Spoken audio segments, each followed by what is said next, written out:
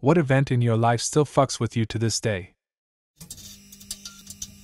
I've told this story before, but it's fitting. I went quadding with a man on our second date. On the ride home, after an awesome day exploring the mountain, he lost control of the quad and we went off the logging road into the trees. A tree fell on my leg, pinning me down. My date, who took a tree to his skull, fell backwards onto me. I was unable to move my entire body, trapped under a man I believed to be deceased.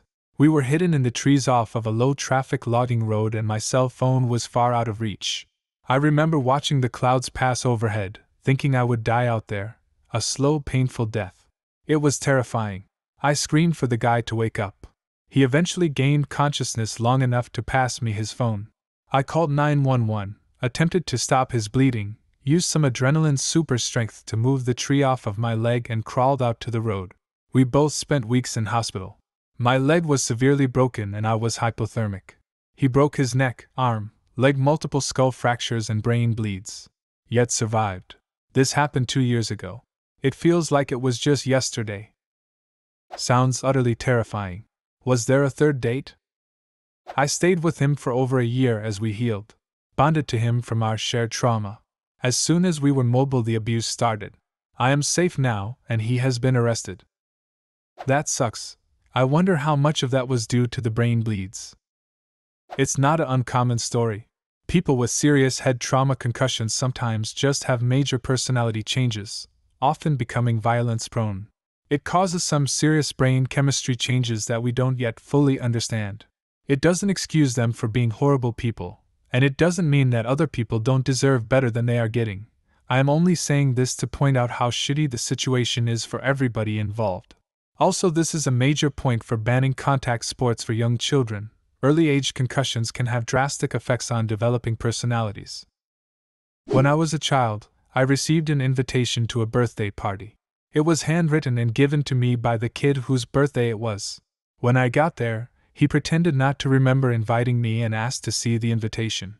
He denied writing it in front of many of my classmates, and said I invited myself.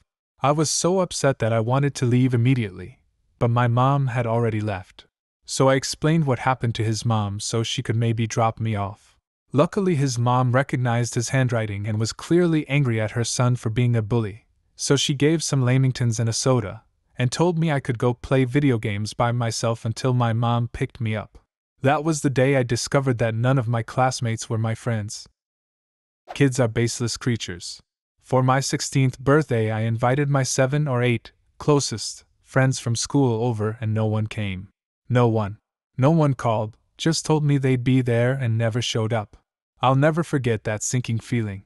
I ended up calling a few and they felt so bad they came over after all. I don't know what was worse, having them not show, or be there but not really want to. Oh, this was half a lifetime ago, and it still makes me sad. My dad died years ago. Life hasn't been the same since. You can never fully heal from something like that, but it does get better. My dad died after a fairly short bout with brain cancer. He was one of the healthiest human beings ever. He was 60, never smoked, never drank, worked out every day. Literally, he had six-pack abs and looked like he was maybe in his early 40s. Then suddenly out of nowhere he gets brain cancer and slowly shriveled away over 5 months. I was only 26 when it happened. I remember something I was told by one of his friends as the funeral. He said that as never gets easier, you just get used to it.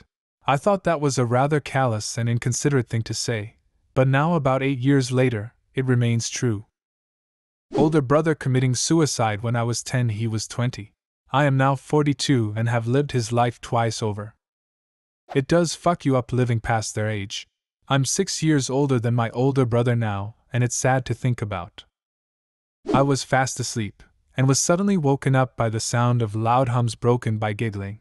I look over, and there's my husband, in some kind of trance, humming and giggling in bed. I shake him. No response. I turn on the light and he doesn't flinch, but begins flapping his arms. He's not a drug user, but I had just gotten home the day before from a 2-week-long work trip and noticed he was acting really strangely, rhyming words when he talked.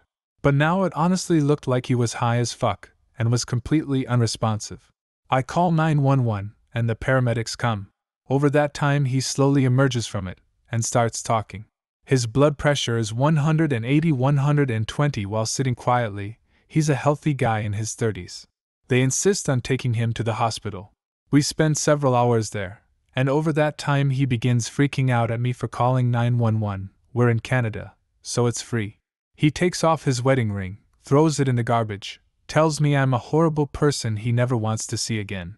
That's when the nurse sits me down and tells me what's going on. Bipolar disorder. He's in deep mania and is psychotic. They involuntarily admit him, and he spends the next few weeks coming down from it. In that time, I grieved as if I had watched him die. Watching your partner go completely psychotic is so heartrending. They're just totally gone, their body is there, but they are not. It took me a long time to recover. He's now, after 2 years, stabilized on the right meds. He's able to hold down a job, he's back to his whole self, and we've talked everything through. It's a cruel disease, but treatable. It's wonderful that you were able to come back from that. It's also wonderful you stuck by his side when most people would probably leave out of fear. I know it was probably difficult, but the grace you showed him is powerful. Taking care of my grandmother with severe Alzheimer's while dealing with my first year of college. Thankfully, I've at least made a full recovery physically. Oof, I've been there. I took care of my grandfather who had severe dementia from ages 15 to 18 in the summers.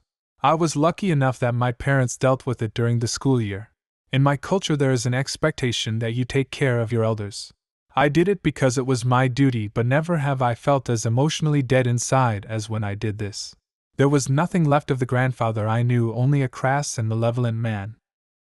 Getting molested when I was a kid. Thought it wasn't that traumatic, that I lucked out. Now I'm almost 30 and still having a variety of issues with anything involving sex.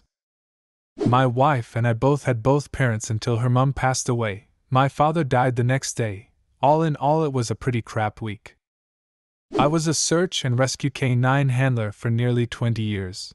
One of the last searches I participated in was for a 13-year-old girl who was dropped off by her school bus at the end of her family's 2-mile-long driveway, but never made it to the house. My canine picked up a strong trail near the bus stop, and we followed it to the very pretty spot in the woods overlooking a quarry where the young lady had hung herself. She hadn't made it home at all that day, meaning she had either stashed the rope at the quarry or brought it to school with her. It was clearly a planned thing. This was more than 6 years ago, but I can close my eyes right now and see her shoes, neatly removed and placed at the quarry's edge with her neatly folded sweatshirt alongside like it just happened. I sometimes still dream I'm running that trail. I have a little girl who's 3 now, and thinking about that day scares the shit out of me. The best thing you can do is make sure to normalize honest and consequence-free communication with her.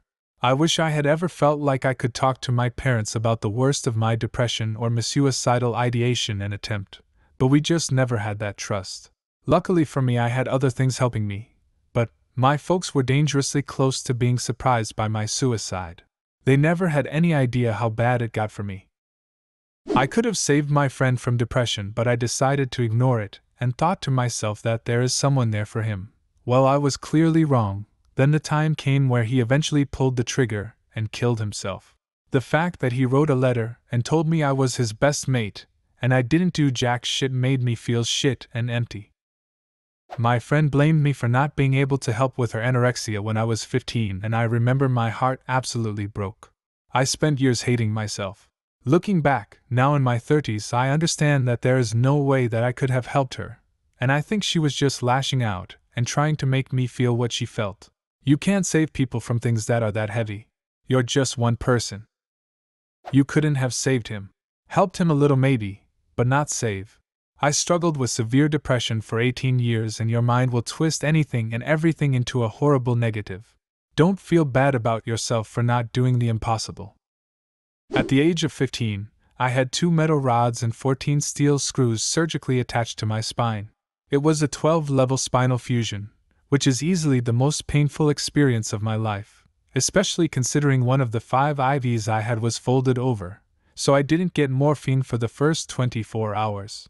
At 21, I was working at a hospital when a patient began sliding off a bed.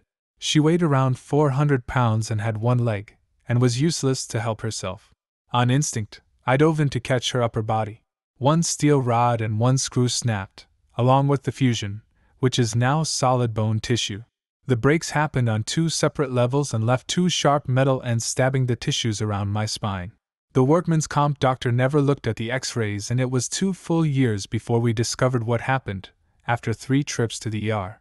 The injury and resulting surgery left me with permanent damage, and I lost 80% of my work functions, meaning 80% of what I could do on the job, I couldn't anymore. That was 14 years ago. I'll always walk with a limp. I'll never do 95% of the things I really want to.